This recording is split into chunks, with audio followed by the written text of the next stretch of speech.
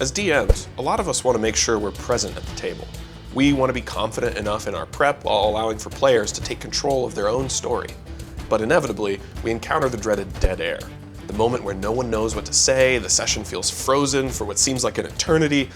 It takes us out, and if not handled properly, it can cause panic and knock us off our flow running the game. Fear not, we've collected a few of our favorite tactics for dealing with, or hopefully preventing, dead air, and we're going to share them with you. Tip number 1. For starters, go easy on yourself. Even with all the tips in the world, dead air may happen, and it may not. It's an occupational hazard for DMs, and it's impossible to prepare for every scenario your players could think of. If it does happen, take a breath, and when you're ready, keep going. Players most likely don't even see it the same way as you because they don't feel the pressure of having the weight of the entire story on their shoulders. Don't forget, D&D is a group activity and everyone is there to tell the story together. What seems like forever to you could very well be an extended dramatic pause in their eyes, or maybe the perfect opportunity for them to step in. Also, just as a bonus tip, as much as we all love the professional actual plays, remember that 99% of our home games are not that. We don't have the leisure of cutting the dead air moments and having a professional production team. You're doing great. You don't need to put that kind of pressure on yourself. Tip number 2. Chase the moment up a tree and set it on fire. This next tip is inspired by one of the OG D&D creators, Matthew Colville. If our players aren't engaged, it's because we haven't given them good reasons to engage. It's up to us to give them those chances. And we do that by chasing them up a tree, forcing them to act. We are the antagonists. It's up to us to give the players something to react to. This is one of the keys for minimizing dead air because we need to understand that PCs very often do not contain internal motivation. They're prompted to action via events in your world, and ideally, those are events that you have planned and given clear escape routes for. If you back your players into a corner, then you just have to wait for them to choose from their limited choices. Some of my favorite ways to do that are A. Remember that the world will continue with or without the players, and eventually that will lead back to them, whether they like it or not. And B, taking action as an NPC with specific desires.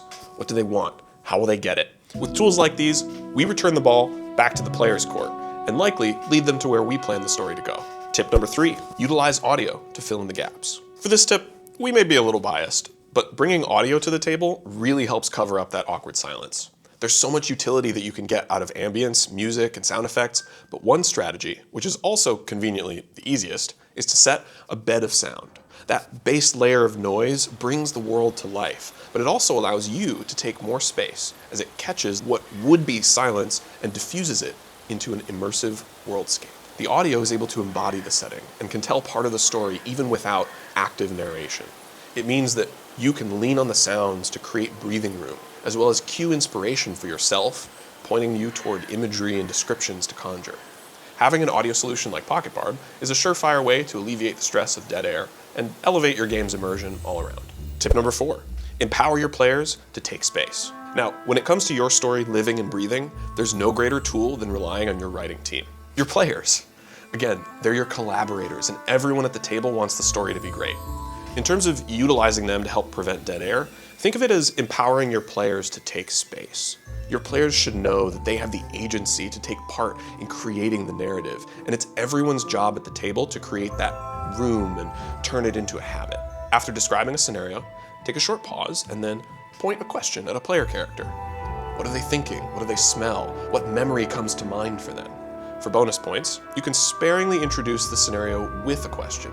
Who answers the loud knocking at the door? How do you react to the wet drop of slobber falling on your shoulder? Prompting your players to action is a fantastic way to develop their instincts for demonstrating their ability to take the story for brief moments through their characters and their own imagination.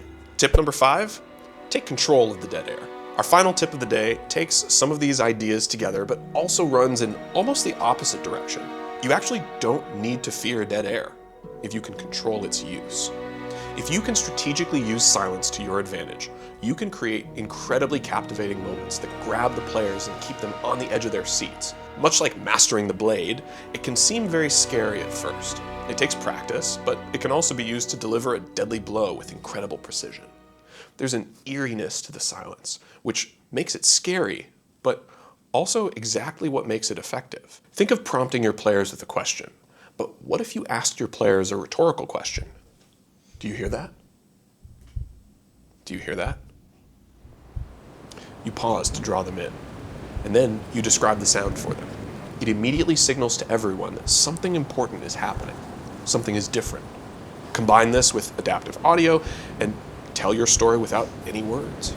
As you exit the doors of the hut, all of a sudden, and then you hit them with the thunderous ambience and the skies grow dark and stormy, the players are on your hook and you control much of their fates with every gesture. Silence can really drive home an impactful moment, or send signals that, for a moment, the story is up in the air.